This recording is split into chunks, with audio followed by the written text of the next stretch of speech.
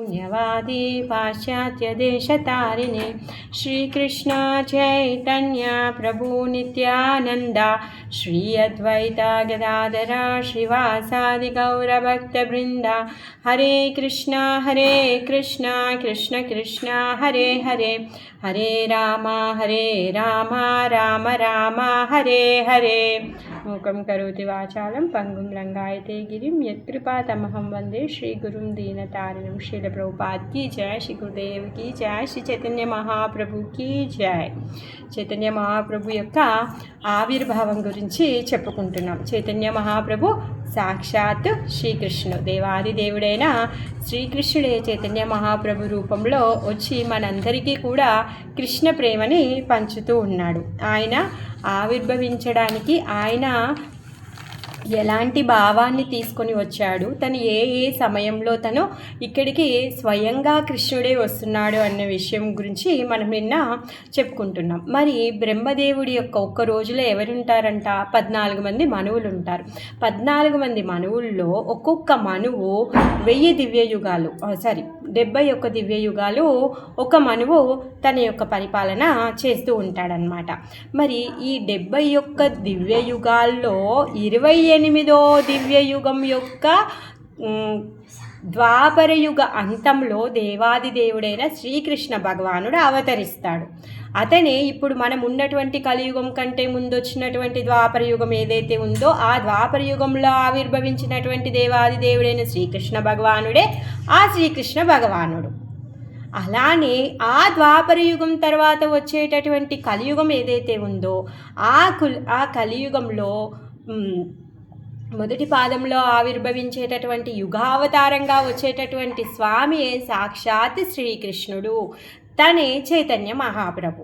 అంటే మనం ఉన్నటువంటి ఈ కలియుగంలో, అంటే ఇప్పుడు బ్రహ్మదేవుడి యొక్క ఒక్క రోజులో 1000 కలియుగాలు వస్తాయి, 1000 ద్వాపరయుగాలు వస్తాయి, 1000 త్రేతాయుగాలు వస్తాయి, 1000 సత్యయుగాలు వస్తాయి. మరి ఈ 1000 ఒక్కొక్క మన్వంతరంలో 71 కలియుగాలు, 71 ద్వాపరయుగాలు, 71 త్రేతాయుగాలు, 71 సత్యయుగాలు వస్తాయి. మరి ఈ 71లో 28వ దివ్యయుగం ఏదైతే ఉందో ఆ దివ్యయుగంలోనే కృష్ణ ఇంకా మహాప్రభు స్వయంగా కృష్ణనే 2 సార్లు వస్తున్నారు. ద్వాపరాంతంలో కలియుగ స్టార్టింగ్లో వస్తున్నారు. ఆ కలియుగంలోనే మనం పుట్టాము. మనం చాలా అదృష్టవంతులం అన్నమాట. అంటే మనం ఉన్నటువంటి ఈ కలియుగానికంటే ముందు ద్వాపరాంతంలోనే దేవాది దేవుడు శ్రీకృష్ణుడు వచ్చాడు. ఈ కలియుగంలోనే 500 సంవత్సరాల క్రితం, అంటే ఇప్పుడు మనము జీవిస్తున్నాము ఈ సమయానికి 2026. ఈ 2026లో ఈ సమయానికి ముందు 550 సంవత్సరాలు అయ్యుండొచ్చు, మేబీ 50 కంటే తక్కువ అయ్యుండొచ్చు. ఆ విధంగా చైతన్య మహాప్రభుల వారు ఆవిర్భవించారు. మరి ఎక్కడ ఆవిర్భవించారు? గంగా తటంలో వెస్ట్ బెంగాల్లో నవద్వీపులో తను ఆవిర్భవించారు. ఏ విధంగా అయితే కృష్ణుడి యొక్క లీలలు మధురలో యమునా తటంలో జరిగాయో అదేవిధంగా కలియుగంలో చైతన్య మహాప్రభు యొక్క లీలలన్నీ కూడా గంగా తటంలో వెస్ట్ బెంగాల్లో ఆయన యొక్క లీలలు అతి మధురంగా జరిగాయి. మరి మనము కృష్ణుడి యొక్క లీలలని ఏ విధంగా అయితే మనము శ్రీమద్ భాగవతంలో చదువుకుంటామో ఆ విధంగా చైతన్య మహాప్రభు యొక్క లీలలని ఆచార్యులు చైతన్య చరితామృతంలో, చైతన్య భాగవతంలో, చైతన్య మంగళంలో, ఈ 3 దివ్య గ్రంథాల్లో చైతన్య మహాప్రభు యొక్క దివ్యమైన లీలలని, ఆయన యొక్క అమితమైనటువంటి కరుణని, ఆయన అవతరించడానికి వివిధ కారణాలని, ఆయన యొక్క ప్రేమని పంచేటటువంటి తీరుని, ఆయన నడవడికని, ఆయన యొక్క రూపాన్ని, ఆయన యొక్క హావభావాలని, ఆయన చేసేటటువంటి ఈ కలియుగ ధర్మ స్థాపనని అన్నింటినీ కూడా చాలా విపులంగా వివరించారన్నమాట. మరి మనము ముందుగా అసలు ఈ కలియుగంలో వచ్చినటువంటి చైతన్య మహాప్రభు ఎవరు, ఎందుకు వచ్చారు తెలుసుకుంటే అసలు ఆయన యొక్క తత్వం ఏంటి, ఆయన ఏమి ఇవ్వడానికి వచ్చాడు, ఏమి స్థాపన చేయడానికి వచ్చాడు. మనం తెలుసుకొని మనం ఆయన గురించి కొంచెమన్నా ఇంట్రడక్షన్ మనకి తెలిసి ఉంటే, ఆయన పరిచయం తెలిసి ఉంటేనే మనకి అప్పుడు ఈ చైతన్య చరితామృతం కానీ, చైతన్య భాగవతం కానీ, చైతన్య మంగళ కానీ మనం అర్థం చేసుకోగలుగుతాం. లేకపోతే మనము అర్థం చేసుకోలేము. ఎందుకు? చైతన్య మహాప్రభు యొక్క ఆ దివ్య లీలల్ని చదివేటప్పుడు ఏమనిపిస్తుంది, అసలు ఈ చైతన్య మహాప్రభు ఎవరు, ఎక్కడి నుంచి వచ్చారు, ఆయన ఎలా కృష్ణుడు అవుతాడు, అసలు ఏంటి సంగతి అని మనకి డౌట్లు వస్తాయన్నమాట. అందువల్ల మనం వాటిని నమ్మలేము. మరి ఎప్పుడు నమ్మగలుగుతాము అంటే దేవాది దేవుడైన శ్రీకృష్ణ భగవానుని కృష్ణుడిగా, దేవాది దేవుడిగా తనని నమ్మినప్పుడు ఆయన ఇచ్చినటువంటి సూచనలు ఏంటా సూచనలు? శ్రీమద్ భగవద్గీత. ఆ భగవద్గీతని మనం అర్థం చేసుకున్నప్పుడు ఇప్పుడు సూచనలు ఇచ్చినవాడు ఆ సూచనలో ఎంతో నిగూఢమైన రహస్యాన్ని మనకు చెప్పినప్పుడు, అయ్యో ఇంత సీక్రెట్ చెప్పిన అతని గురించి తెలుసుకోవాలి అనిపిస్తుంది. అలా తెలుసుకోవాలి అనిపించి మనం శ్రీమద్ భాగవతాన్ని చదివితే భగవంతుడి యొక్క ఆవిర్భావం, అంతర్ధానం, ఆయన యొక్క లీలలు ఎప్పుడెప్పుడు భక్తులని కరుణించడానికి, ఎప్పుడెప్పుడు భక్తులని రక్షించడానికి తను తీసుకున్నటువంటి వివిధ అవతారాలు, భక్తులని పోషించడం కోసంగాను చేసినటువంటి సృష్టి స్థితి లయ కార్యాలు, తర్వాత వివిధ దేవతల యొక్క సృష్టి, వివిధ భక్తుల యొక్క వంశ ఆచరణ, వంశ వృక్షాలు, భక్తులు చేసినటువంటి తపస్సు, అసురులు వాళ్ళు ఏ విధంగా అయితే అమరులు అవ్వాలి అని చెప్పేసి వివిధ రకాల కోరికల ద్వారా వాళ్ళ యొక్క ఇంద్రియాలని బలపరుచుకోవాలని చేసి విఫలమైనటువంటి ఈ కథలన్నీ మనం ఎప్పుడైతే వింటామో అప్పుడు దేవాది దేవుడైన శ్రీకృష్ణుడి పైన మనకి నమ్మకం కలుగుతుంది. ఈయనే సర్వ రక్షకుడు అని, కారణుడు అని మనం అర్థం చేసుకోగలుగుతాం. లేకపోతే మనము ఏమనుకుంటాము, అలా కాదండి, ఇదంతా కూడా ఒక మాయా ప్రపంచం, లేకపోతే ఒక బ్లాస్ట్లో ఈ ప్రపంచం అంతా వచ్చేసింది, యాదృచ్ఛికంగా వచ్చేసింది, ఇవన్నీ కూడా వాటంతటవి జరిగిపోతూ ఉన్నాయి కాలంలో, అంతే తప్పితే దీని వెనక నడిపించేవాడు ఎవడూ లేడు అని అనుకుంటాం. కారు నడుస్తోందండి రోడ్డు మీద, కారులో డ్రైవర్ లేకుండా కారు నడుస్తుందా? అలా కాదే, లోపల కారు ఉండి కారు నడిపిస్తేనే, అన్ని దిక్కులను చూసుకుంటూ నడిపిస్తేనే కారు నడుస్తుంది.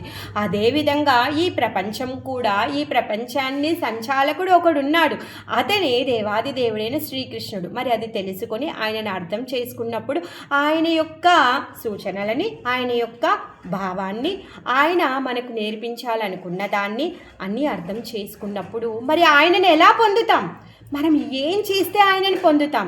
ఇప్పుడు ఒక హీరో ఉన్నాడండి, ఆయన యాక్టింగ్ చూసి, ఆయన డ్యాన్స్ చూసి, ఆయన ఫైటింగ్ చూసి మనం ఆయనకి ఫేవరెట్ అయిపోయాం. మరి ఇప్పుడు ఆయనను కలవాలనుకుంటున్నాము, ఆయనతో మాట్లాడాలనుకుంటున్నాము, మరి ఆయన గురించి ప్రచారం చేయాలనుకుంటున్నాము, ఇంట్రెస్ట్ వస్తుందా లేదా? సో అదేవిధంగా ఎప్పుడైతే మనము భగవంతుడి యొక్క దివ్యమంగళ స్వరూపాన్ని దర్శనం చేసుకుంటామో, భగవంతుడి యొక్క సూచనలు వింటాము, భగవద్గీతను వింటాము, భగవంతుని గురించి శ్రీమద్ భాగవతాన్ని వింటాము, విని అర్థం చేసుకున్నప్పుడు ఆయన పట్ల మనకు ఆకర్షణ కలుగుతుంది. కలిగినప్పుడు ఆయన యొక్క మనస్తత్వాన్ని అర్థం చేసుకునేటటువంటి స్థితికి మన యొక్క బుద్ధి మెరుగుపడుతుంది. లేకపోతే మనము ఆయన యొక్క మనసుని అర్థం చేసుకునే స్థితికి వెళ్ళలేమన్నమాట. ఏదో ఊరికే ఏబిసిడీలు అంతా చదివేశాం కదా అని చెప్పేసి, వచ్చేసాయి నేర్చేసుకున్నాం కదా అని చెప్పేసి మనం రీడింగ్ చేయగలుగుతాము అంతే. ఆ ఏబిసిడీలను కలిపి రీడింగ్ చేయగలుగుతాం. కానీ ఆ ఏదైతే సెంటెన్స్ ఉందో దాని యొక్క అర్థాన్ని మనం అర్థం చేసుకోలేము. మరి దాని యొక్క అర్థాన్ని ఎప్పుడు అర్థం చేసుకోగలుగుతామంట? ఆ అర్థమయ్యేంతగా మనం ఎదగాలి. ఎదిగినప్పుడే మనకి అది అర్థమవుతుంది, లేకపోతే దాని యొక్క అర్థం అవ్వదు. మరి ఎప్పుడు ఎదుగుతాము అంటే ఎప్పుడైతే మనం భగవద్గీత భాగవతాల యొక్క శ్రవణం చేస్తామో అప్పుడు భగవంతుడి యొక్క మనస్సుని మనం అర్థం చేసుకుంటాము. మరి భగవంతుడు ఏమంటున్నాడు? అలాంటి మనస్సు కలిగినటువంటి భక్తులు ఎవరైతే ఉన్నారో వాళ్ళకి నేను స్వయంగా అమ్ముడుపోతాను అనేసి చెప్తున్నాడు. అలాంటి భక్తులు నా హృదయంలో ఉంటారు, నేను వాళ్ళు తప్ప నాకు ఇంకొకటి అవసరం లేదు అని స్వామి స్వయంగా చెప్తున్నాడు. మరి అలాంటి భక్తులు ఏం చెప్తున్నారు? ఆ స్వామి మా హృదయంలో ఉంటారు, మాకు స్వామి తప్ప మాకు ఇంకొకటి వద్దే వద్దు, మాకు అవసరం లేదు అనేసి చెప్తున్నారనమాట. అది భగవంతుడి యొక్క భక్తుల యొక్క ఆదాన ప్రదానము. మరి అలాంటి ఆదాన ప్రదానం మనం పొందాలి అంటే ఎప్పుడైతే మనం శ్రవణం చేస్తామో, పఠనం చేస్తామో మనకి ఆ అర్హత కలుగుతుంది. మరి బుక్ తెచ్చుకున్నాం, చదివేసుకున్నాం, మనకు అర్హత పొందుతామా అంటే కాదు. ప్రభుపాదుల వంటి వారి ఆచార్యుల యొక్క కృప కలిగినప్పుడు మనం ఇవన్నీ కూడా అర్థం చేసుకోగలుగుతాం. ఎందుకు అంటే ఇది ఫార్ములా బుక్. ఈ ఫార్ములా బుక్ని మనం అర్థం చేసుకోవాలి అంటే దాన్ని ఎక్స్ప్లెయిన్ చేయడానికి ఒక టీచర్ కావాలి.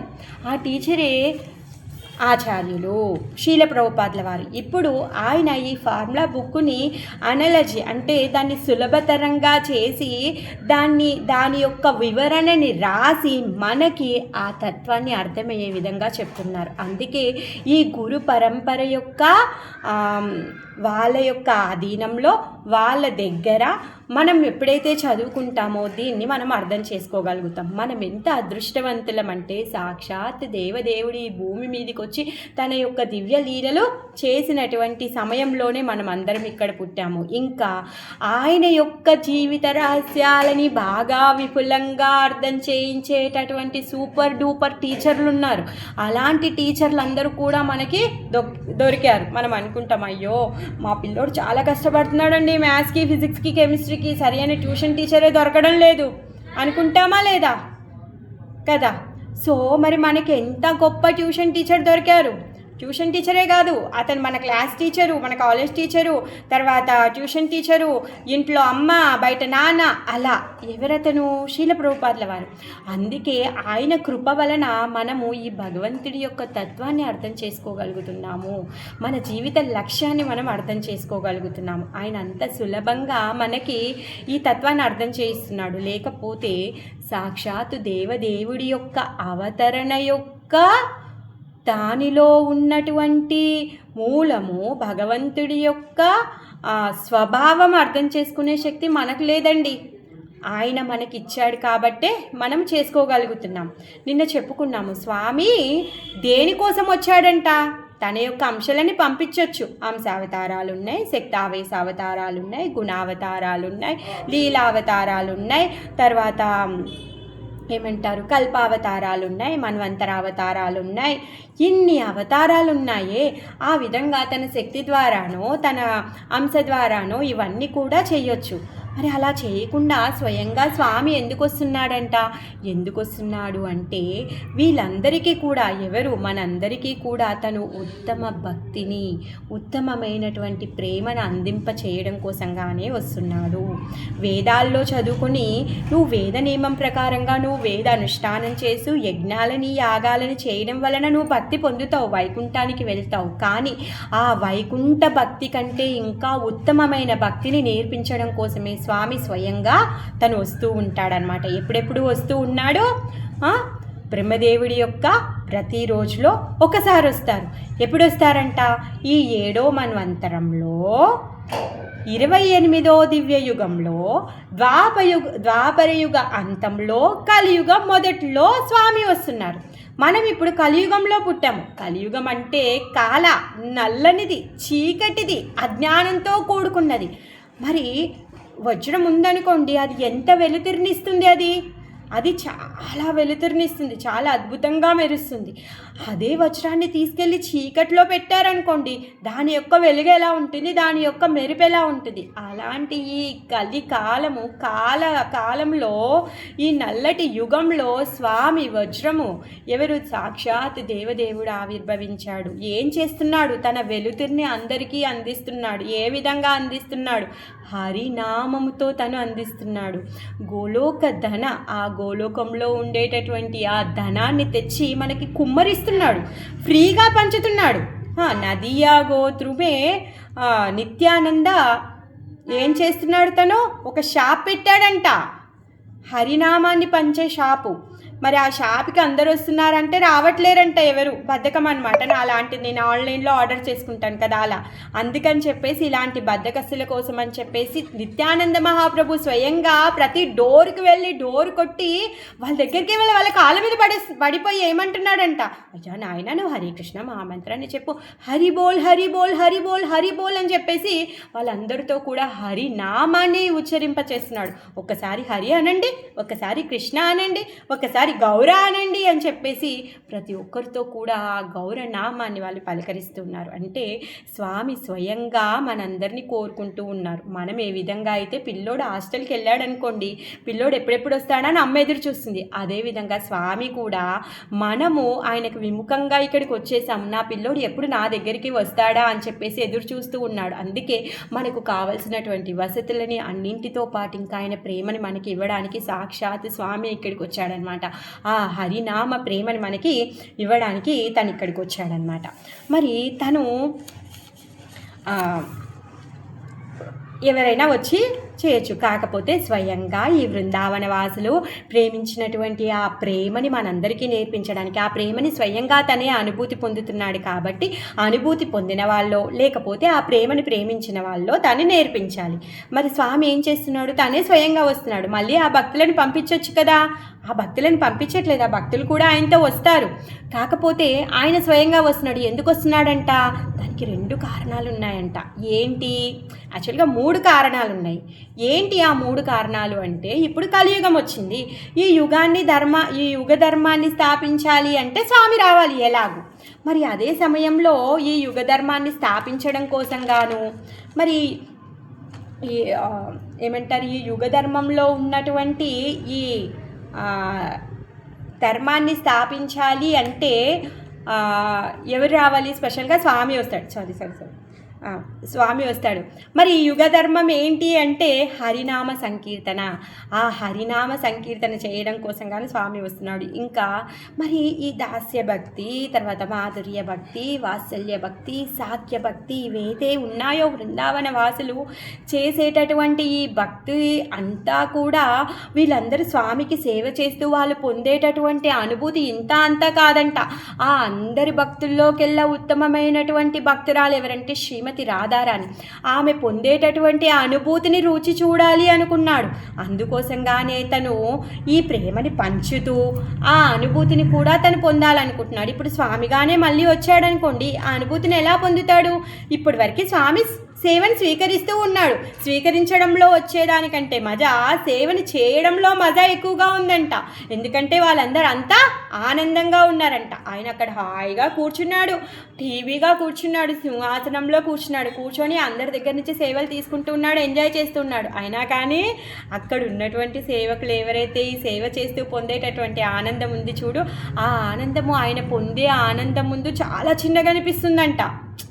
అరే వీళ్ళు ఎంత ఆనందంగా ఉన్నారు నాకు సేవ చేస్తూ, వాళ్ళు పొందేటటువంటి ఆనందం ఏదైతే ఉందో ఇప్పుడు నేను వాళ్ళ దగ్గర నుంచి సేవ తీసుకునేటప్పుడు నేను పొందేటటువంటి ఆనందం ఏదైతే ఉందో అది చాలా తక్కువగా ఉంది. అందుకోసంగానే నేను ఆ ఆనంద అనుభూతిని పొందాలి అని చెప్పేసి తను అవతారం తీసుకున్నాడనమాట.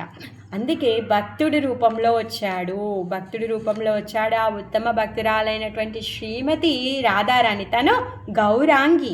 తన యొక్క మేని ఛాయ ఎలా ఉంటుంది, కరిగినటువంటి బంగారపు మేని ఛాయ కలిగినటువంటిది. ఆ విధంగా ఆమె యొక్క మేని ఛాయని తీసుకొని ఆమె యొక్క సేవా భావాన్ని తీసుకొని ఆ కృష్ణుడికి సేవ చేయడానికి తను ఏ విధంగా తత్పరంగా ఉంటుందో, ఆ కృష్ణుడి పట్ల తనకి ఏ విధమైనటువంటి భావన ఉందో సేవాభావం, ఆ భావాన్ని తీసుకొని తను ఆవిర్భవించారు.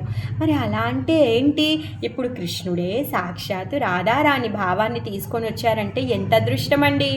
ఇప్పుడు మనం ఏమంటాము, నానే కృష్ణ అవుతే అమ్మ రాధారాణి అనుకోండి, అప్పుడు ఏంటి, నానే ఇంత వాత్సల్యం చూయించినప్పుడు అమ్మ ఇంకెంత వాత్సల్యం చూయిస్తుంది, అప్పుడు మనకి ఇద్దరు వాత్సల్యం కావాలి అనేసి అనుకుంటాం కదా. అందుకే శ్రీమతి రాధారాణి దగ్గరికి వెళ్ళి అందరూ కూడా ప్రే చేస్తూ ఉంటారు, మమ్మల్ని మీ పాదపద్మాల్లో సేవలో ఉంచుకోండి అని చెప్పేసి. తను ఏం చేస్తూ ఉంది, కృష్ణుడన్నా పనిచేస్తున్నాడు, వేణు వాయిస్తూ ఉన్నాడు, కానీ శ్రీమతి రాధారాణి ఫ్లవర్ బొకేని చేతిలో పట్టుకొని మనకి స్వాగతం పలుకుతోంది, రండి రండి రండి ఇక్కడికి వచ్చేయండి అని చెప్పేసి. మరి అలాంటి కరుణ, ఆ ఇద్దరి కరుణతో ఒక్కరే వచ్చారు చైతన్య మహాప్రభు. ఆ ఇద్దరి యొక్క కరుణ ఒక్కరే పంచడానికి ఇక్కడికి వచ్చారనమాట. అలాంటి అమితమైన కరుణను పంచడానికి వచ్చినటువంటి చైతన్య మహాప్రభు ఎంత కరుణామయుడు, అవునా కాదా? అందరూ ఆశతోషుడైనటువంటి శివుడు తను ఊరికే ఒక లోటా నీళ్లు పోస్తే మనం అడిగినవన్నీ ఇచ్చేస్తాడు అనేసి మనం అందరూ ఏం చేస్తూ ఉన్నారు? ఆశుతోషుడికి అందరూ కూడా అభిషేకం చేసి మాకు ఇల్లు కావాలి, ఆస్తి కావాలి, పేరు కావాలి, ప్రతిష్ట కావాలి, కారు కావాలి, ఫ్లాట్ కావాలి, మాకు ఫస్ట్ ర్యాంక్ కావాలి, లేకపోతే డాక్టర్ సీట్ కావాలి, ఇంజనీరింగ్ సీట్ కావాలి, అన్నీ లిస్ట్ పెట్టేస్తున్నామే, అవునా కదా? సో మరి వీళ్ళిద్దరు కూడా ఎంత తత్పరంగా ఉన్నారంటే మనకి ఆ భగవంతుడి యొక్క ప్రేమను పంచడానికి అంత సిద్ధంగా ఉన్నారనమాట. అందుకే మనం గౌరాంగాని భగవంతుడి యొక్క భక్తి, భగవంతుడి యొక్క ప్రేమ పంచడానికి వచ్చారు. మీరు అడగాల్సిన అవసరం లేదండి, ఆయన పంచుతూ ఉంటాడు. ఇప్పుడు ఆ నవద్వీపంలో ఉన్న వాళ్ళందరూ ఏమైనా మాకు కావాలి అని అడిగారా? వాళ్ళు ఆర్డర్ చేశారా? కాదు, స్వయంగా స్వామే వచ్చి అందరికీ ఆ ప్రేమని పంచాడు. మరి మనకు కూడా పంచుతున్నాడు. అందుకే భగవద్గీత వితరణ జరుగుతోంది, హరినామ సంకీర్తన జరుగుతోంది. మీకు ఎక్కడికి వెళ్ళినా భక్తులు ఏం చెప్తారు? మీరు మాకు డొనేషన్ ఇవ్వకుండా పర్లేదు, ఒక్క 7 నిమిషాలు ఇస్తే చాలండి. ఒక్క 7 నిమిషాల్లో మీరు హరే కృష్ణ మహామంత్రాన్ని ఒక్క మాల జపం చేయండి చాలు అని ప్రతి ఒక్కరు కూడా మిమ్మల్ని రిక్వెస్ట్ చేస్తారు. చేసి మీకు ఇంకా ప్రసాదం ఇచ్చి మీరు ప్రసాదాన్ని తినండి, మా గుడికి వచ్చి టెంపుల్కి వచ్చి మీరు అభిషేకాన్ని చూడండి, ఫెస్టివల్ అటెండ్ చేయండి అని చెప్తారు, అవునా కదా? దానికోసం మనం ఏమైనా పే చేస్తున్నామా? ఏమీ పే చేయాల్సిన అవసరం లేదు. దానికి మనం ఇవ్వాల్సింది ఏంటి? ఓన్లీ కేవలం మన యొక్క 7 నిమిషాలు శ్రద్ధ మాత్రమే. ఆ 7 నిమిషాల శ్రద్ధని మనం పెట్టామనుకోండి, ఆ భగవంతుడి యొక్క కృప, ఈ కలియుగంలో చైతన్య మహాప్రభు వచ్చి ఇచ్చేటటువంటి ఆ రాధాకృష్ణుల ప్రేమ ఏదైతే ఉందో ఆ ప్రేమని మనం పొందుతాము, తప్పకుండా పొందుతాము. అదేంటండి మీరు 7 నిమిషాలు అంటున్నారు, మేము 2 గంటలు జపం చేస్తాం, మాకు ఇంకా రుచి రాలేదు అంటే మనం ఇంకా పచ్చకామర్లతో ఉన్నామన్నమాట. అందుకే చెరుకు రసము తీయగా లేదు, చేదుగా ఉంది. మన పచ్చకామర్లు నెమ్మదిగా తగ్గినప్పుడు మనకి చెరుకు రసం తీపిగా అనిపిస్తుంది. ఆ విధంగా ఈ హరే కృష్ణ మహామంత్రంలో ఉన్నటువంటి ఆ ప్రేమని మనము రుచి చూడగలుగుతామన్నమాట. బాగుంది. మరి ఇప్పుడు ఆయనకి ఎందుకు ఈ కోరిక కలిగింది? మహాప్రభుగా ఈ కలియుగంలో పుట్టడానికి ఎందుకు ఇప్పుడు ఆయనకి ఆ కోరిక కలిగిందో దానికి కారణాలు చెప్పుకుందాం. ఆ కారణాలు కదా ఒక కథ చెప్తాను. 1 minute. అయితే మనము ఒకసారి సత్యయుగంలో జరిగినటువంటి ఏదైతే లీల ఉందో అక్కడి నుంచి వద్దాం. సముద్ర మంథనం మనకు తెలిసిందే. సముద్ర మంథనంలో అందరూ ఏం పొందాలనుకున్నారు? అమృతాన్ని పొందాలి అనుకున్నారు. మరి ఈ అమృతాన్ని పొందాలి అంటే ఎందుకంటే ప్రతిసారి అసురులు వస్తున్నారు, దేవతల మీద అటాక్ చేస్తూ ఉన్నారు, వాళ్ళు వచ్చి గాయపెడుతూ ఉన్నారు. సరే, మృత సంజీవిని విద్య ఉంది, వీళ్ళందరూ కూడా మళ్ళీ వాళ్ళ యొక్క శరీరాలని రిపేర్ చేసుకుంటూ ఉన్నారు. మళ్ళీ అసురులు ఏం చేస్తున్నారు అంటే స్వర్గలోకాన్ని, తర్వాత ఈ దేవత లోకాలన్నింటినీ కూడా ఆక్రమించేస్తున్నారు. ఇలా కాదు, మరి ఈ దేవతలకి శక్తి పెంచాలి అంటే ఏం చెయ్యాలి అనేసి వాళ్ళందరూ కూడా డిస్కస్ చేస్తూ ఉన్నారనమాట. డిస్కస్ చేస్తూ వాళ్ళు ఏం చేస్తారు అంటే ఇలా అందరూ కలిసి ఒక ప్రాజెక్ట్ని తయారు చేసుకుంటారు. ఆ ప్రాజెక్టు ఏంటి అంటే అమృతం కావాలి అన్నమాట. అమృతం ఉందనుకోండి అందరి యొక్క ప్రాబ్లమ్స్ సాల్వ్ అవుతాయి అని చెప్పేసి ఫిక్స్ అయింది. అయితే అందరు కలిసి విష్ణు దగ్గరికి వెళ్తారనమాట. విష్ణు దగ్గరికి వెళ్ళి చెప్తారనమాట, మేమందరం ఇలా అనుకున్నాము, మాది ఏంటంటే మాది ఏదైతే ఏజెండా ఉందో సో మేము ఇలా అనుకుంటున్నాము, మరి మీరు ఓకే అంటే ఈ ప్లాన్ అనేసి చెప్తారనమాట. మరి అప్పుడు పోనీ కరెక్టే, ఇది మీరు చెప్పింది కరెక్టే, కాకపోతే ఈ అమృతాన్ని చిలకడము తీయడము అనేది మీ ఒక్కరితో అవ్వదు, మీరు అసురుల దగ్గరికి వెళ్ళి మీ చేతులని కలపండి, వాళ్ళ యొక్క సహాయాన్ని కూడా తీసుకోండి అనేసి చెప్తారనమాట. మరి అసురులు పనిచేస్తారా? పనిచేస్తే వాళ్ళకి లాభం లేకుండా పనిచేస్తారు అసురులు, వాళ్ళకి ఎంతో కొంత లాభం ఇవ్వాలి కదా. మరి ఇప్పుడు అమృతం కోసము అంటే వాళ్ళు కూడా అమృతం కావాలి అని అడుగుతారు. ఇప్పుడు వాళ్ళకి అమృతం ఇచ్చామనుకోండి, మరి వాళ్ళు కూడా అమరులు అయిపోతారే. ఇంకా మేము పొందాల్సింది ఏముంది? వాళ్ళ యొక్క స్థాయిలో నుంచి ఊరికే వాళ్ళు పోవాల్సి వస్తుంది అని చెప్పేసి వాళ్ళకి ఇప్పుడు అమృతం కావాలి అనేసి వాళ్ళు అనుకున్నారు. మరి ఇప్పుడు అసురులందరూ కూడా అమరత్తులు అయిపోతే మరి అసురులకి దేవతలకి తేడా ఏముంది? డౌట్ వస్తుంది కదా. అప్పుడు నారదుల వారు అంటారు, అలా కాదు, మీరు స్వామి ఏదైతే చెప్పారో అది చేయండి, మిగిలిన కార్యాలన్నీ స్వామి చూసుకుంటారు అని చెప్పారు. ఆ విధంగా ఇంద్రుణ్ణి అసురరాజు అయినటువంటి బలిచక్రవర్తి దగ్గరికి పంపిస్తారు. బలిచక్రవర్తి దగ్గరికి వెళ్తే బలిచక్రవర్తి ఇప్పుడు ఆయన గ్రహస్థితులు చాలా బాగుంటాయి అన్నమాట. అందరూ కూడా ఇప్పుడు అసురబలం చాలా ఉంది, మరి ఇలా అనుకుంటున్నాము అని చెప్పేసి అంటాడనమాట. అప్పుడు బలిచక్రవర్తి ఒప్పుకోవడానికి కొంచెం ఆలోచిస్తాడు, మళ్ళీ తర్వాత సరే అని చెప్పేసి ఒప్పుకుంటాడనమాట. అయిపోయింది. చాలా ఉన్నాయి సంఘటనలు, కానీ మనం ఇంకా కొంచెం ఫాస్ట్గా వెళ్ళాలి కాబట్టి మనం ఎప్పుడైతే భాగవతంలో చదువుకుంటాం అప్పుడు డీటెయిల్గా చెప్పుకుందాం. బలిచక్రవర్తి ఒప్పుకున్నారు. సో దేవతల పార్టీ అండ్ రాక్షసుల పార్టీ, అసురుల పార్టీ, 2 పార్టీలు కూడా సిద్ధమయ్యాయి సముద్ర గర్భంలో ఉన్నటువంటి అమృతాన్ని వెలికి తీయడం కోసం గాను. సరే, ఇప్పుడు ఆ సముద్రం ఎంత పెద్దగా ఉంది, ఆ సముద్ర గర్భంలో ఉన్నటువంటి అమృతాన్ని తీయాలి అంటే ఏం చెయ్యాలి? చిలక మదించాలి. మదించినప్పుడే అది బయటికి వస్తుంది. మరి బయటకు రావాలి అంటే మరి మదించడానికి కావాల్సినటువంటి కవ్వం కావాలి. కవ్వం కావాలి అంటే అది ఏంటి కవ్వము అంటే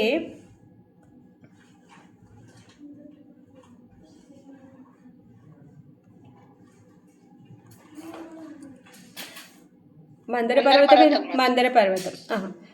సారీ మాతాజీ, నేను ఊరికిలా మర్చిపోతూ ఉంటాను. మందర పర్వతాన్ని తీసుకొని రమ్మనేసి స్వామి చెప్తాడు. ఆ కవ్వాన్ని ఏర్పరుస్తాడు. మందర పర్వతాన్ని తీసుకొని వస్తారు. సరే, బాగుంది. దాన్ని ఏ విధంగా చిలుకుతారు అంటే మళ్ళీ వీళ్ళు స్వామి అనేసి పిలుస్తారు. పిలవగానే మళ్ళీ చెప్తాడు, ఓకే, మీరు వాసుకి దగ్గరికి వెళ్ళండి, వాసుకి చాలా బలమైన వాడు, ఆయన మీకు హెల్ప్ చేస్తాడు అనేసి అంటారనమాట.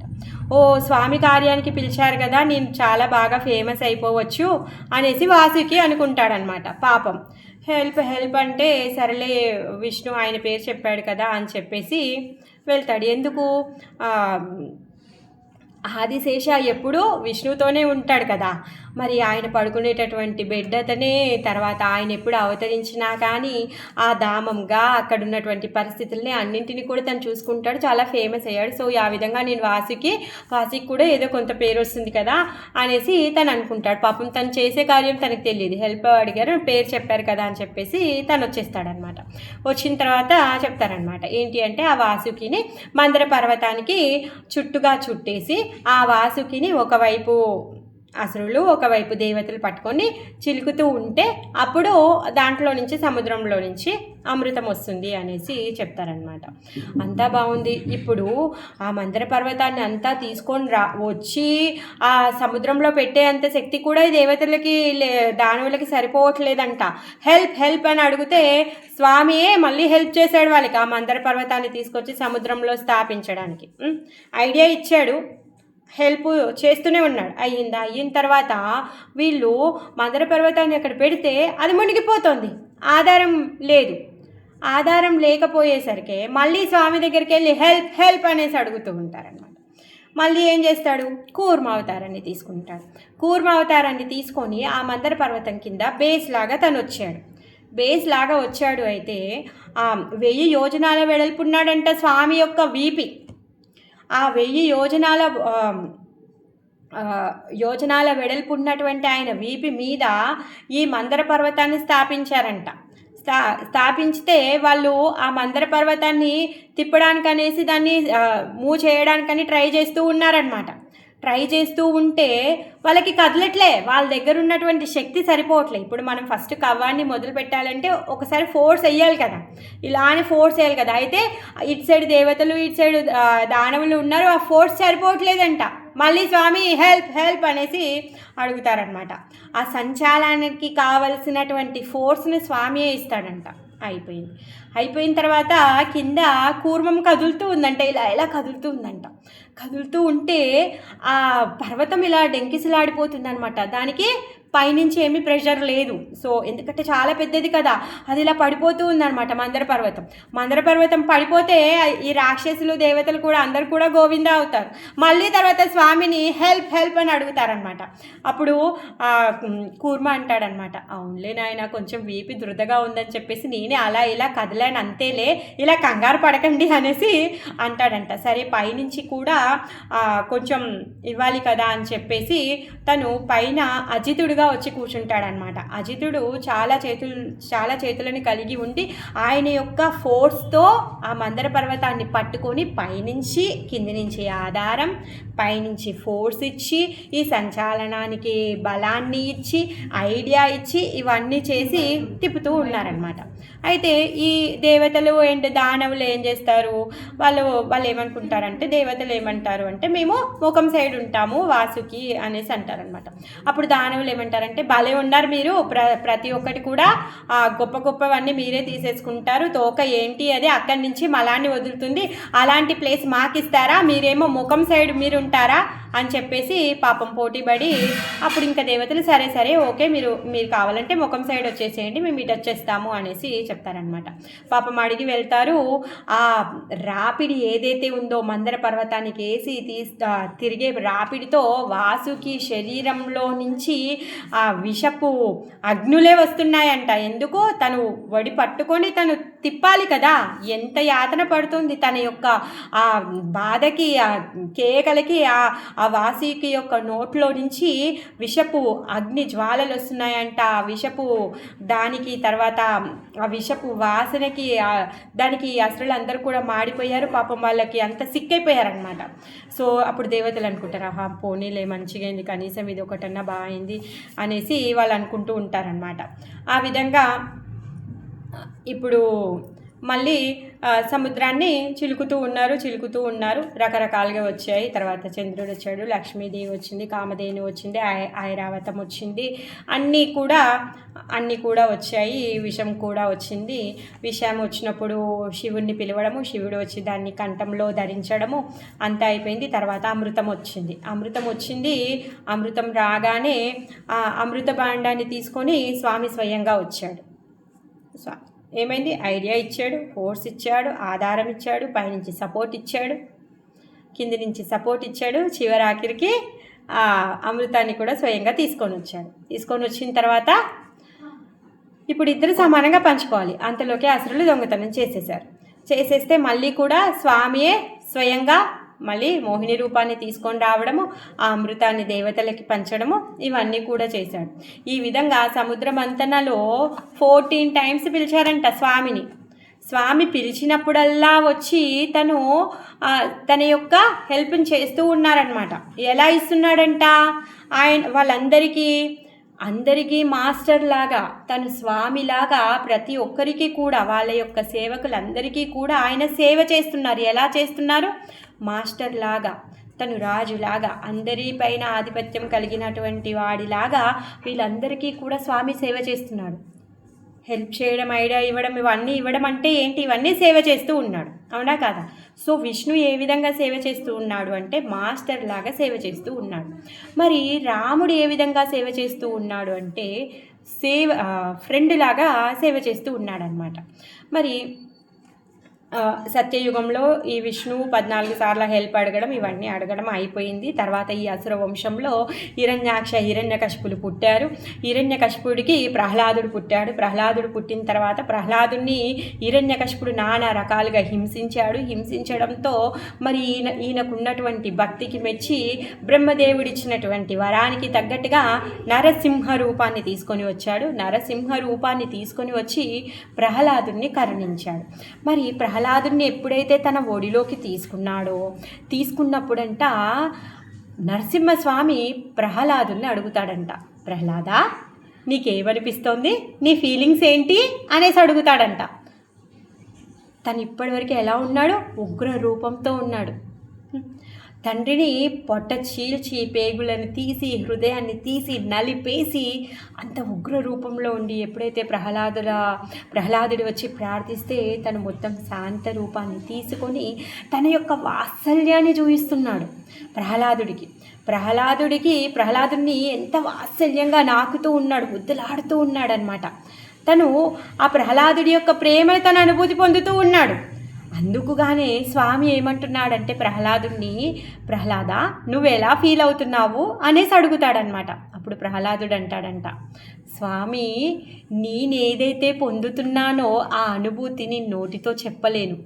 ఆ అనుభూతి ఎంత దివ్యంగా ఉంది అంటే అది మీరు స్వయంగా రుచి చూస్తేనే మీరు అనుభూతి పొందుతారు స్వామి అని చెప్పేసి అంటాడంట ప్రహ్లాదుడు ఎప్పుడైతే ఆ మాట అంటాడో అప్పుడు అనుకుంటాడనమాట నరసింహస్వామి, ఓహో నాకు కూడా ఒక తండ్రి ఉంటే బాగుండేది, ఆయన యొక్క వాత్సల్యాన్ని నేను రుచి చూచేవాడిని అని చెప్పేసి తను అనుకుంటాడనమాట.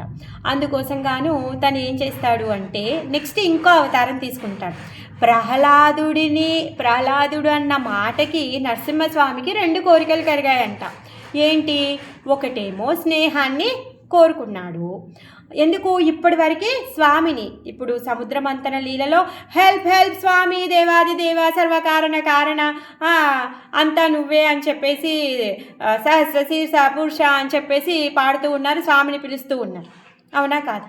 ఇప్పుడు నరసింహస్వామికి భయపడుతూ ఉన్నారు, భక్తి చేస్తూ ఉన్నారు భయాలతో. అలా కాకుండా ఇప్పుడు నేను ఆ వాత్సల్య అనుభూతిని పొందాలి, ఇంకా నాకు ఫ్రెండ్షిప్ చేయాలని ఉంది అని చెప్పేసి ఈ 2 కోరికలు నరసింహస్వామికి కలుగుతాయి అన్నమాట.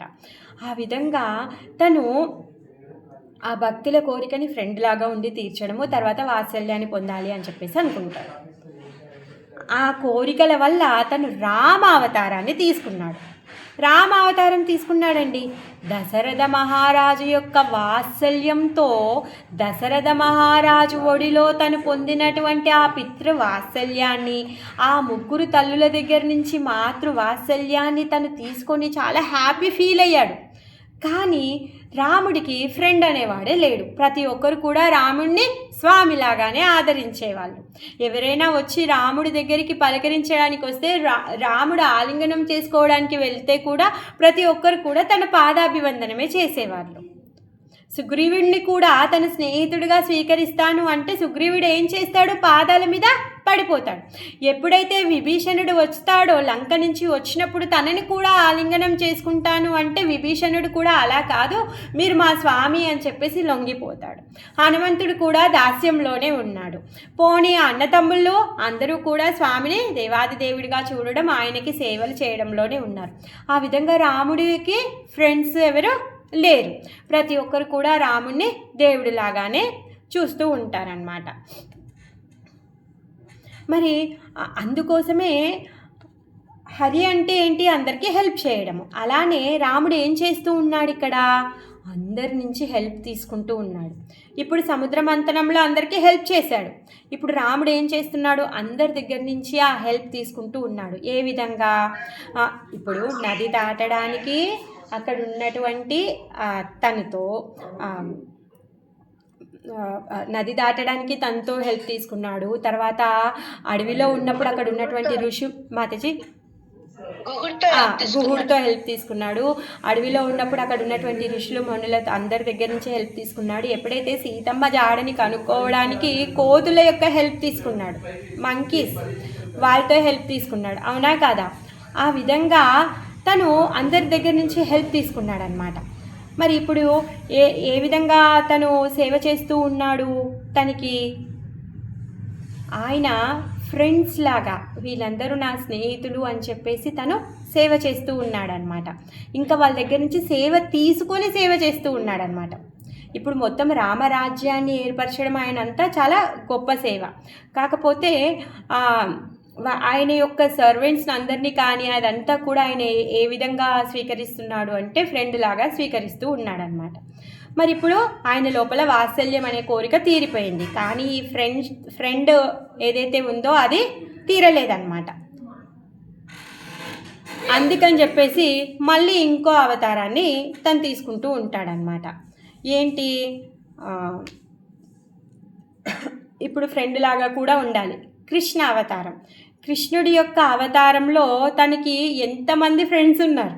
రోజంతా ఆయన ఫ్రెండ్స్తో ఆడుకుంటూనే ఉంటారు, అవునా కాదా? అంటే ఇప్పుడు వాత్సల్యం కోసం అని చెప్పేసి రామావతారం తీసుకున్నారు. తర్వాత ఇప్పుడు ఆ ఫ్రెండ్స్ లాగా ఉండాలి అని చెప్పేసి దానికోసం అని చెప్పేసి తను కృష్ణుడి యొక్క అవతారానికి వచ్చాడనమాట. మరి ఈ కృష్ణావతారంలో తను ఏ విధంగా ఆయన యొక్క సేవకులకి సేవ చేస్తూ ఉన్నాడు? సర్వెంట్ లాగా సేవ చేస్తూ ఉన్నాడు. ప్రతి ఒక్కరికి కూడా కృష్ణుడు సర్వెంట్ లాగా సేవ చేస్తూ ఉన్నాడు.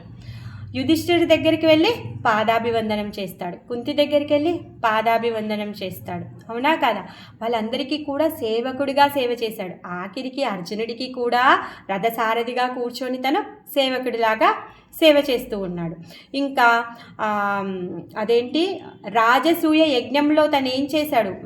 ప్రతి ఒక్కరి యొక్క పాదాలని కడిగి వాళ్ళందరినీ కూడా స్వాగతం పలుకుతూ వెల్కమ్ చెప్పడానికి వెయిటర్ లాగా, హోటల్ ముందు వెయిటర్ ఏం చేస్తూ ఉంటాడు? Good morning ma'am, please come, welcome అని చెప్తూ ఉంటాడు కదా. అలా రాజసూయ యజ్ఞానికి వచ్చినటువంటి మొత్తం విశ్వం నుంచి వచ్చిన వాళ్ళందరి యొక్క పాద ప్రక్షాళన చేస్తూ వాళ్ళందరినీ కూడా తను వెల్కమ్ చెప్తూ ఉన్నాడనమాట. ఆ విధంగా మరి ఇప్పుడు ఏం చేస్తూ ఉన్నాడు? అందరికీ సేవకుడిగా తను చేస్తూ ఉన్నాడనమాట. మరి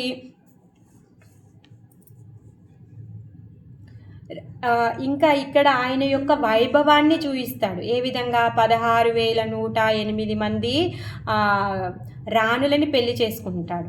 ఎందుకు ఆ విధంగా తను చేశాడు అంటే, రాముడి యొక్క అందాన్ని చూసి ఆ అయోధ్యవాసుల్లో రాముని అందానికి పడిపోని వాళ్ళు లేరంట. ఆ అమ్మాయిలే కాదండి, ప్రతి ఒక్కరు కూడా రాముడి అందానికి పడిపోయారు. అలానే తను ఎప్పుడైతే సీతమ్మని తీసుకొని తను అడవిలో వెళ్తున్నారో అప్పుడు కూడా అందరూ కూడా ఆయనను చూసి మోహపోని వాళ్ళు లేరు. శూర్పణఖనే రాముణ్ణి పొందాలి అనుకుంది. దండకారణ్యంలో ఎప్పుడైతే వెళ్ళారో స్వామి, ఆ దండకారణ్యంలో ఉన్నటువంటి ఋషులందరూ కూడా, వాళ్ళు ఋషులు మునులు ఎన్నో జన్మల నుంచి స్వామి కోసం వాళ్ళు తపస్సు చేస్తున్నారు. అలాంటి యోగులు వాళ్ళందరూ కూడా రాముణ్ణి పెళ్లి చేసుకోవాలనే కోరిక కలిగిందనమాట. మరి వాళ్ళందరి యొక్క కోరిక తీర్చడం కోసంగానే తను ఇప్పుడు కృష్ణుడి అవతారంలో తను 16,000 మంది అమ్మాయిలని, రాణులని పెళ్లి చేసుకోవడము, తర్వాత అనేక లక్షలాది గోపికలతో ఈ రాసలీల నృత్యం చేయడము, వాళ్ళందరినీ కూడా స్వీకరించడం, ఈ లీలలన్నీ చేశారు. దాంతోపాటు ఫ్రెండ్స్తో ఆడుకోవడం. మరి ఈ ఫ్రెండ్స్ అందరూ కూడా ఏం చేసేవాళ్ళు? ఆ ఫ్రెండ్స్ అందరూ కూడా చాలా ప్రేమగా ఉండేవాళ్ళు కృష్ణుడితో ఎంతగా ఆడుకునే వాళ్ళంటే, కృష్ణుడి వాళ్ళమ్మ ఏ రోజన్నా, అరే కృష్ణ కానా, నువ్వు ఈరోజు ఎందుకు వెళ్తావురా? నిన్న బాగా లేట్ అయిపోయింది, అలసిపోయావు కదా, ఈరోజు పడుకో, నువ్వు ఇంట్లో ఉండు, నేను ఈరోజు నీకు మంచి తీయటి స్వీట్స్ పెడతాను, వెన్న పెడతాను, అది చెయ్యి ఇది చెయ్యి అని ఎప్పుడైనా అన్నదనుకో, అప్పుడంట ఈ ఫ్రెండ్స్ అందరూ బయట నించొని సైకిల్ చేస్తారంట. ఏమంటారంటే, కానా ఒకసారి బయటికి రారా అని చెప్పేసి పిలిచి చెప్తారంట, రే ఈరోజు నువ్వు రాలేదనుకో తర్వాత నీతో ఆడుకోము అనేసి బెదిరిస్తారంట. ఆ విధంగా కృష్ణుడితో వాళ్ళ యొక్క స్నేహ మాధుర్యం అలా ఉండేదన్నమాట. అంటే కృష్ణుడినే బెదిరిస్తారు. మరి నరసింహస్వామి ఎవరైనా బెదిరిస్తారా? బెదిరించరే. ఆ ప్రేమ అనుభూతిని, ఆ స్నేహ అనుభూతిని, తర్వాత ఈ ఋషులు మునులు ఎవరైతే రాముణ్ణి పెళ్లి చేసుకోవాలని కోరిక కలిగిన వాళ్ళందరి యొక్క హృదయాల్లో ఉన్నటువంటి కోరికని తీర్చడం కోసం గాను, తర్వాత ఈ సేవకుడిగా సేవ చేస్తూ యుధిష్ఠిరులకి, తర్వాత ఎవరైతే వీళ్ళందరూ ఉన్నారో వాళ్ళందరికీ కూడా రాయబారిగా వెళ్ళాడు, రథసారథిగా వెళ్ళాడు, గేట్ కీపర్గా ఉన్నాడు, వాళ్ళ గుర్రాలను చూసుకున్నాడు, వాళ్ళని చూసుకున్నాడు, ఎన్నెన్ని సేవలు చేశాడండి. అన్నీ కూడా ఆ విధంగా సేవకుడిగా ఉండి తను సేవ చేస్తూ ఉంటాడనమాట. మరి విష్ణు రూపంలో, రామ రూపంలో, కృష్ణ రూపంలో తను ఏం చేశాడు? మాస్టర్గా, ఫ్రెండ్గా, సర్వెంట్గా వచ్చి తన సేవల్ని తీసుకొని ఉన్నాడు. మరి ఈ కృష్ణలీలలు అన్నీ అయిపోయిన తర్వాత మళ్ళీ ఇంకా 3 కోరికలు కలిగాయంట కృష్ణుడికి. ఆ 3 కోరికలని నెరవేర్చుకోవడం కోసంగానే తను మహాప్రభు రూపంలో వస్తున్నాడనమాట. ఏ విధంగా? కృష్ణుడి యొక్క ఉద్దేశం ఏంటి? కృష్ణుడు ఏమన్నాడు?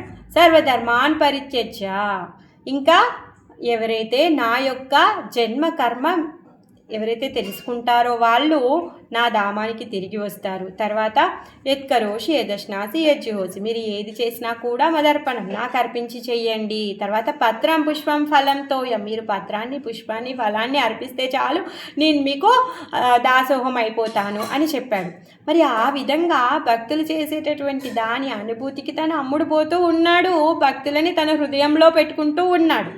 అవునా కాదా? మరి ఇలాంటి భక్తులు అందరూ కూడా కృష్ణుడి యొక్క పాద పద్మాలని చాలా గొప్పగా కీర్తిస్తున్నారంట.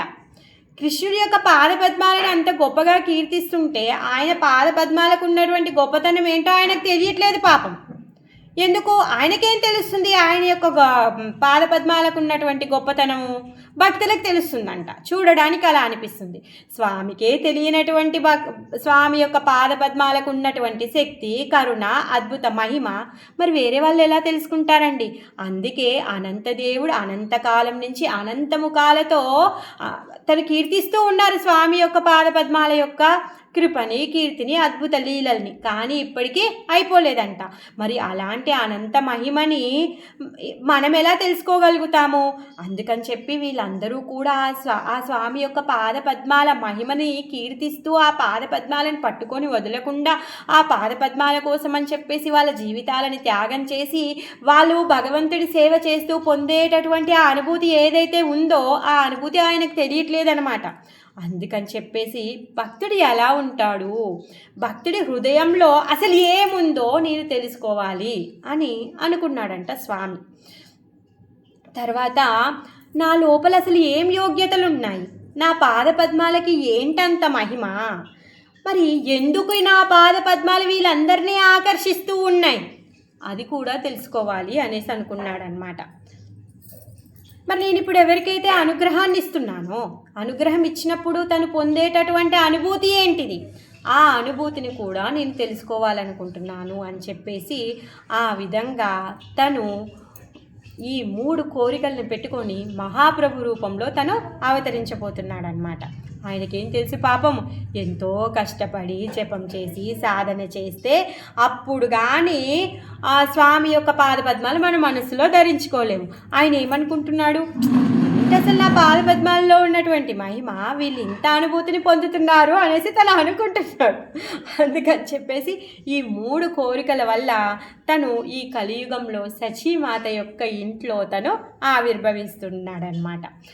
స్వామి కూడా తన కోరికలను నెరవేర్చుకోవడం కోసం గాను, తర్వాత ఈ యుగ ధర్మాన్ని స్థాపించడం కోసం గాను ఆ రూపంలో వచ్చి మననందరినీ ఉద్ధరిస్తూ మన హృదయంలో ఉన్నటువంటి కోరికలని, తాపాలని అన్నింటినీ కూడా తీర్చడం కోసం గాను స్వామి అవతరిస్తూ ఉంటాడనమాట.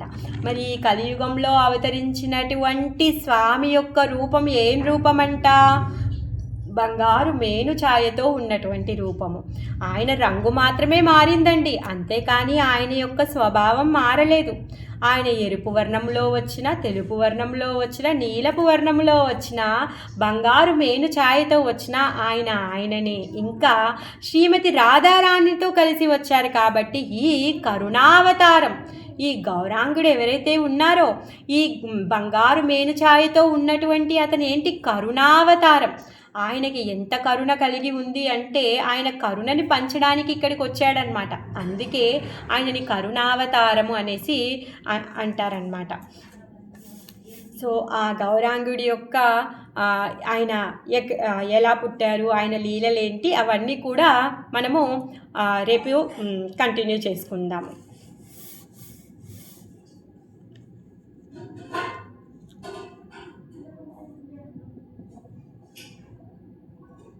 విష్ణు ఏం చేస్తున్నాడు, ఆశీర్వాదం ఇస్తున్నాడు. రామ ఏం చేస్తున్నాడు, తను మనకి కౌగిలింతనిస్తూ ఉన్నాడనమాట. తర్వాత కృష్ణ ఏం చేస్తున్నాడు, ఆయన పాదపద్మాలని, అందరి పాదపద్మాలని తను టచ్ చేస్తూ ఉన్నాడు. మరి గౌరంగా ఏం చేస్తున్నాడు, మన హృదయాన్నే కదిలించేస్తాడు, మన హృదయాన్నే పులకింప చేస్తూ ఉన్నాడనమాట. అలాంటి అద్భుతమైనటువంటి వాడు చైతన్య మహాప్రభు. మరి ఆయన యొక్క నామాన్ని జపం చేయడము, ఆయనని కీర్తించడము, ఆయన చెప్పినట్టుగా మనం నడుచుకోవడం వలన మన యొక్క జన్మ ధన్యమైపోతుందన్నమాట. ఎందుకు కలియుగంలో కలియుగంలో ఉన్నాం. కలియుగ ధర్మాన్ని స్థాపించడానికి వచ్చినటువంటి స్వామి చెప్పిన పనిని మనం చేస్తే చాలు, మనం ఉద్ధరించబడతామంట. అందుకే మనం యజ్ఞాలు, యాగాలు, తపస్సులు, పెద్ద పెద్దగా గుళ్ళని నిర్మించడము, తర్వాత మీరు విగ్రహారాధన, అవన్నీ ఆ ద్వాపర యుగంలో చేసినటువంటి అర్చనలు అవన్నీ మీరు చేయాల్సిన అవసరం లేదండి. సింపుల్గా ఒకటే చాలు, ఏంటంట, హరే కృష్ణ కృష్ణ కృష్ణ హరే హరే, హరే రామ రామ రామ హరే హరే అనే మహామంత్రాన్ని జపిస్తే చాలు, భగవంతుడి యొక్క ప్రేమ మనకి లభిస్తుంది. జై గౌరాంగకి జై, శ్రీ చైతన్య మహాప్రభుకి జై.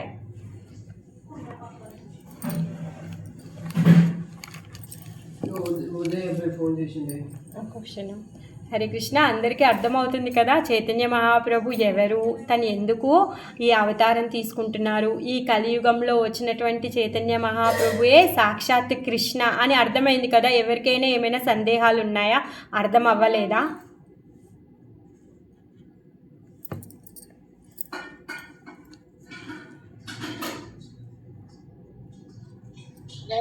చాలా క్లియర్ గా చెప్పారు, బాగుంది.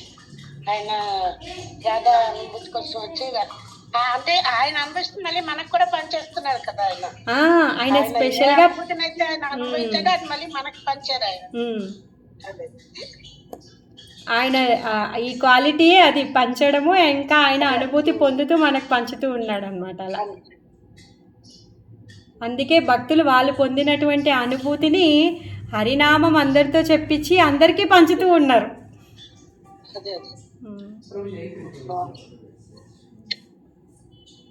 మాతాజీ, ఇందాక ప్రభుకి నేను హరే కృష్ణ చెప్పాను, అయితే మ్యూట్ లో ఉన్నట్టున్నాను. అయితే మా